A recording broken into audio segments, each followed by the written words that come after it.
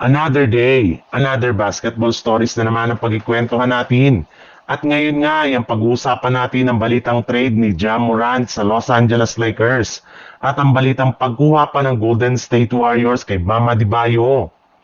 Maliban nga kina Luka Doncic at Austin Reeves, isa nga sa mga rason sa patuloy na pagkapanalo ng Los Angeles Lakers sa mga nakalipas nilang laban ay ang napakagandang ipinakitang performance ni Jake LaRavia.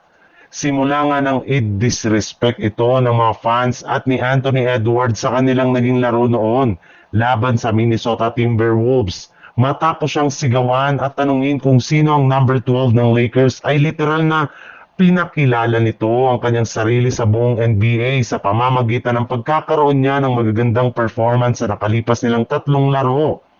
Nakapagtala pa nga siya ngayon laban sa Miami Heat ng 25 points at 8 rebounds sa kanyang 10 out of 13 shooting sa field goal.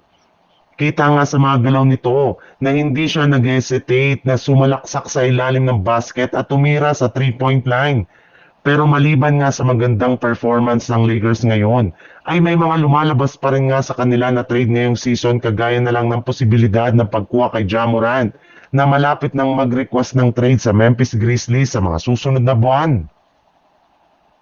Sa ibang balita naman, bagamat man nga kakabuo at kakakumpleto pa lang ng bagong lineup ngayon ng Warriors, ay may lumabas na naman ng balita sa internet na posible nga daw na magkaroon na naman dito ng napakalaking pagbabago para lamang mapalakas ang kanilang team.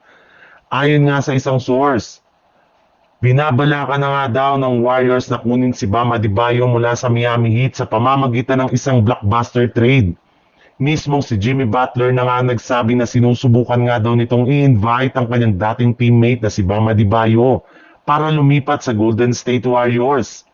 At hindi rin naman daw magiging problema ang ganitong klaseng trade para kay Mike Dunleavy dahil pwede nga nilang i-offer sa Miami Heat's Jonathan Kuminga at ang kanilang multiple first round pick kapalit ni Bam Adebayo. Well, papayagan na rin naman nga ng liga ang Golden State Warriors na i-trade si Kuminga sa December 15.